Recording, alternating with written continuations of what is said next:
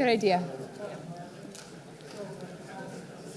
Okay, everyone, we're going to go ahead and get started if you want to find your seats.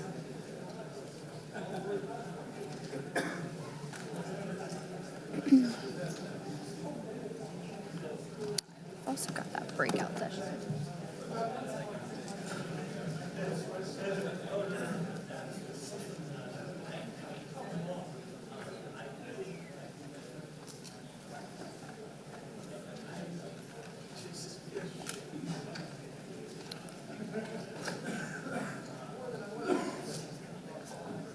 So right now we're going to have a presentation from Oken Innovations, but also at the same time there's a crypto economics breakout session in room 212.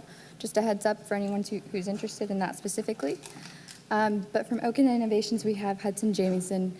He is a software developer and researcher based here in Texas who spends his free time researching decentralized systems, cryptocurrencies, blockchain systems, and InfoSec topics.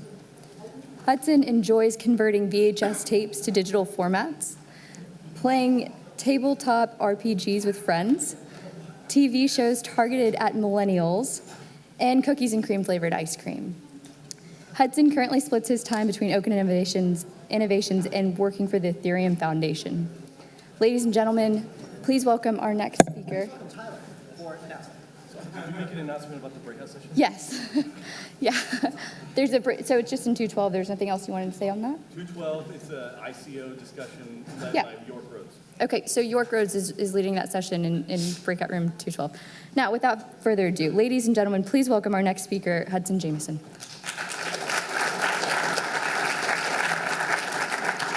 Hey, everybody. Won't be offended if you walk out for York. She's an awesome speaker, and I'm sure that's going to be an awesome talk.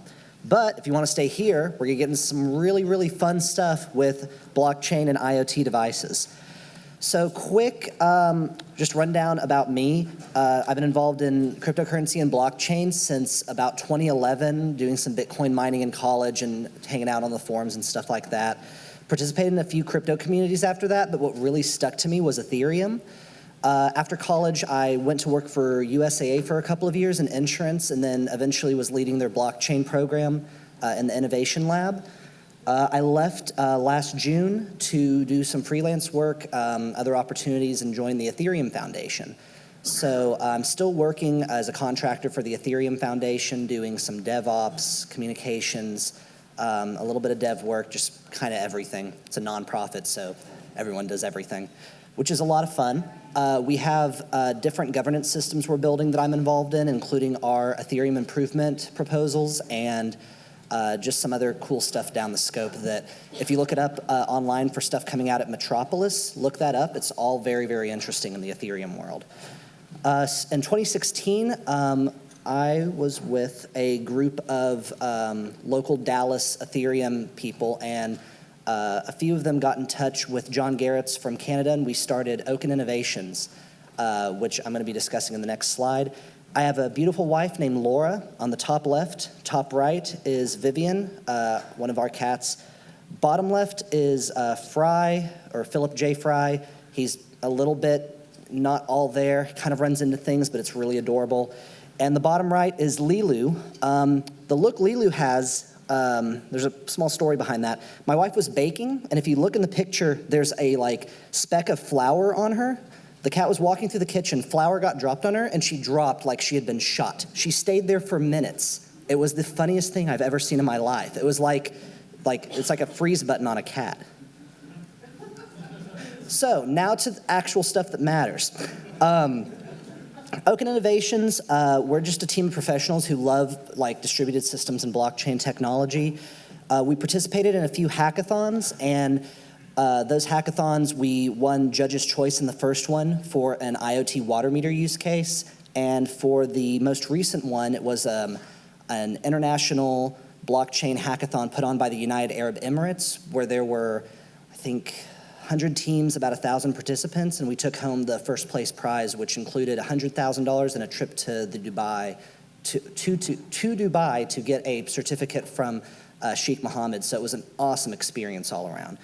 After we did that, we kind of realized this is a big deal. So we started Oken Innovations to kind of realize our vision for blockchain in the IoT space.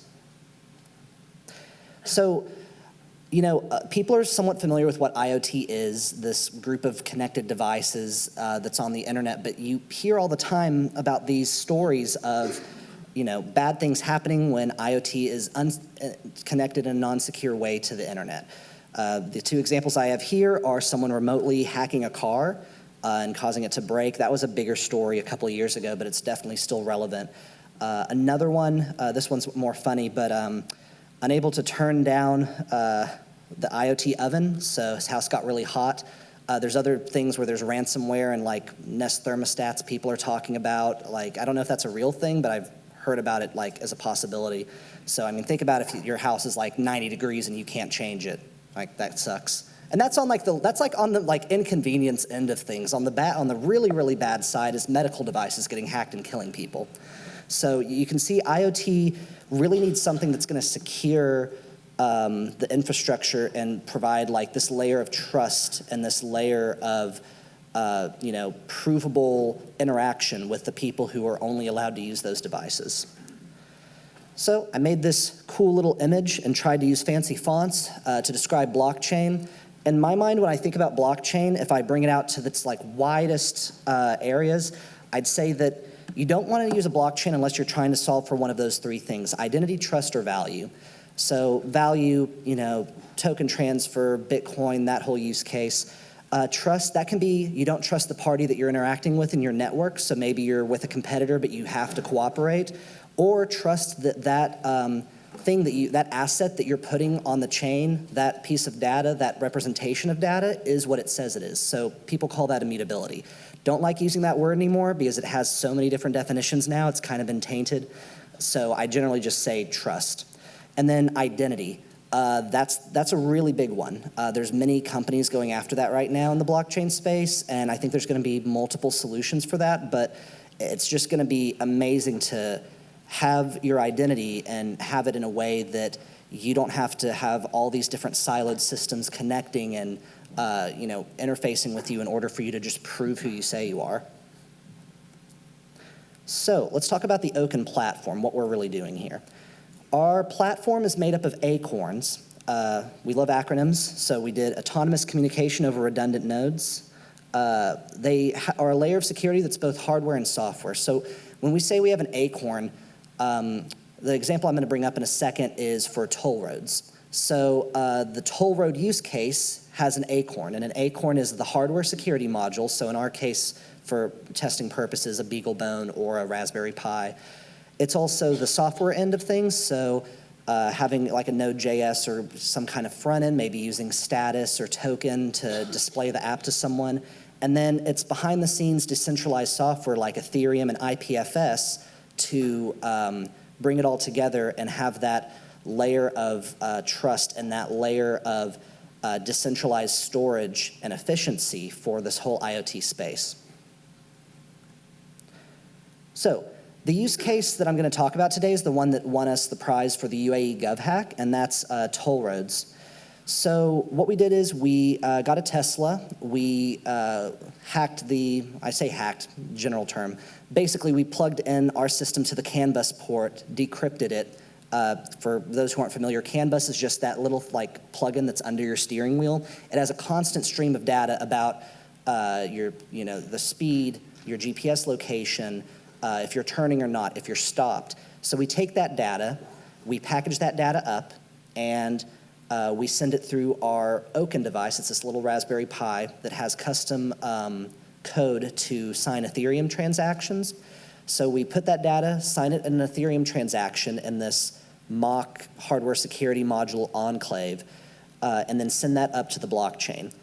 So what we've done there is we have a machine acting autonomously on its own to send data to a blockchain. So that's part one. The second part is now we go through a toll road. When we go through the toll road, that toll gate is a part of the system that has the car registered on it. That car has an identity. And that toll gate is going to say, this car passed through with this identity at this time with this GPS locations.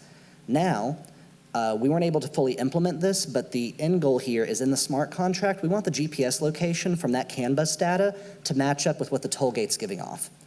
So rather than just throwing a timestamp on there and having a human look and see what's going on, you can literally have machine-to-machine communication and value transfer. I didn't even get to the value transfer part. That's the part that's actually probably going to save the most money. If you have a token system on this tollgate system, you can bring fees down tremendously. I'll show in a graph here in a second. You can go through and have like a toll token based on Ethereum or another blockchain system that then gets deducted automatically based on on the contract confirming without human interaction that you were where you said you were as a car. So this is the current model. What we have is the toll gate, and then as you go through it, it goes and it kind of connects to this whole back-end infrastructure of a bunch of different things, different vendors, different tools, different silos of technology and databases. And then, it goes to a payment processor on the far end or, a database that's holding it, potentially unsecure. And all that costs money. The infrastructure costs money. Doing a payment transfer for going through a toll gate costs roughly 3% as far as a processing fee goes at the end of the day when you go from start to finish. So highly inefficient. This is kind of what we have today. So the Oken model instead replaces all of that infrastructure that we had in the center there with just a distributed network of IPFS and Ethereum. So think about all the infrastructure we just took out of that equation. Think about making a toll road or for a whole city and not having to have all those back-end systems talking. You just have to have a box with an Ethereum node, and that has access to this distributed database of all the data you need for your cars, for your drivers, for your payment systems, for how many fees you're going to collect. It brings down the total cost to about 0.01%. So it's a very, very powerful use case. So our acorns, when we make our acorns, we try to make them as modular as possible. So this might be a little bit blurry, but this is the smart contract diagram that I show for how we created our tollway system in Ethereum. So very top here, this is the Tollway Manager. The Tollway Manager handles creating toll gates and creating, it's kind of like the root authenticator. It's the root person where if I'm a city and I'm running a tollway, I have to go through that contract to make any toll gates. I can't fake a toll gate. So once a toll gate's created, it interacts with a vehicle directory. The vehicle directory stores all of these vehicles that now have this identity by our Oken boxes in the car. And then we have a toll pass user account, which can register vehicles, again, gets mapped to the vehicle directory. And whenever they go through a toll gate, the rules of how many tokens that they owe from the toll gate is sent from the toll gate to the toll user account, and then you pay the toll charges through the Tollway Manager. So the reason I show this is because a lot of the time when you look at blockchain projects, you don't see a lot of well thought out infrastructure involved. You see a lot of things where it's like, let's put everything in one contract, or let's make a whole new blockchain for this one use case, when really what no one's thinking about is these need to be upgraded. You're not going to have the same toll road forever. So you need to be able to keep this vehicle directory separate from your toll gates that you're going to expire. Or you need to be able to keep this, off-chain identity that's in this little box separate from what you have in this toll pass user account. The smart contracts act as a conduit for the identity that's in your car or the identity of the person paying. So we'll move on to the hardware end. This is just a really simple diagram of what we do to secure our makeshift hardware security module. For the future, we're in talks with auto manufacturers to kind of make this specific to their cars, to their city systems, things like that. So this is going to be more robust in the future, but for now, what we have is the BeagleBone Black or Raspberry Pi. We have a blockchain key access gateway that we've been able to add to those Raspberry Pi, and then you log into it using a secure element. So for example, a Java card. Anybody who's done key signing ceremonies or who's had to deal with bank enclaves or HSMs is going to be really familiar with some of this terminology. But basically, it makes this hardware device where if you try to tamper with it, if you try to extract the keys from it, it stops working. You can't get to it. It's a write-only. It's you put data in to be signed and it comes back out. You can't actually hack it in a way that would be valuable to you, or else you'll destroy it. So looking ahead, we're going to continue building on this Oken platform. We used some of the money and momentum from the hackathon winning in Dubai to start planning out a business model, see what use cases are going to be the most applicable for right now, the ones that we can tackle and build on this. And here's some, just for those interested, some hardware designs. This industrial exterior, this is a dust-proof box that has everything inside of it you need to run an Ethereum node wherever you are. So if you go to a toll gate and you see all those wires and stuff that go into 80 different networks, just put this box there and that replaces the entire infrastructure. All that cost is gone.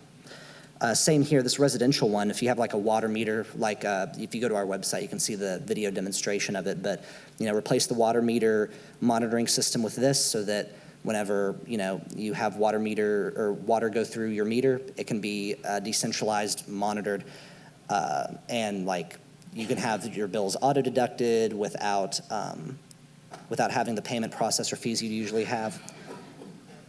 We're having an announcement at Consensus 2017, so be on the lookout for that. It's super secret. I can't trust you guys. I don't know all you. All right. So here's my contact information. I'm really active on Twitter and Reddit. I don't like email very much, but I'll answer it. And there's our website. Our website has a 3-minute video that was the winning entry into the UAE GovHack, which has a lot more information on our tollway use case.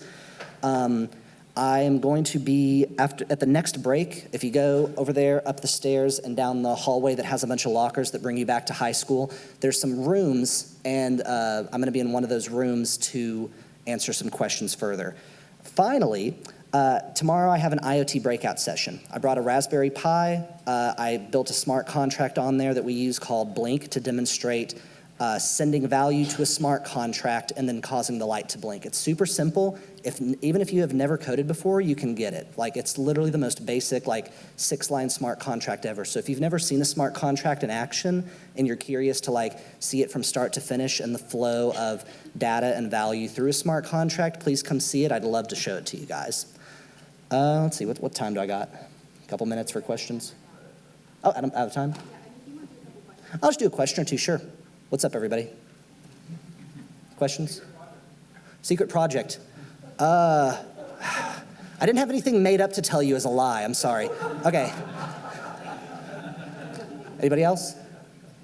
There you go. Are you starting to do any experimentation with beacons for personal mobility, anything related beyond toll roads to people walking around? We've thought about it. We haven't actually built out anything for it. We've ideated on a ton of stuff. The cool thing about IoT is, the solution is needed for automotive industry, healthcare, supply chain, everything. Granted, we're not looking to get into the supply chain. There's other places like SKU Chain and Chronicle that are doing a great job of that. We actually have a lot of friends in the IoT blockchain space. There's a group forming. We're going to be releasing more stuff, but we're building some open source documents and some structure around having standards on blockchain and IoT. Be on the lookout for it. I don't even know if it has a complete name yet, but we're going to be announcing more of that stuff in June and July. Can you at all talk about how security protocols change or don't when you apply IoT to blockchain?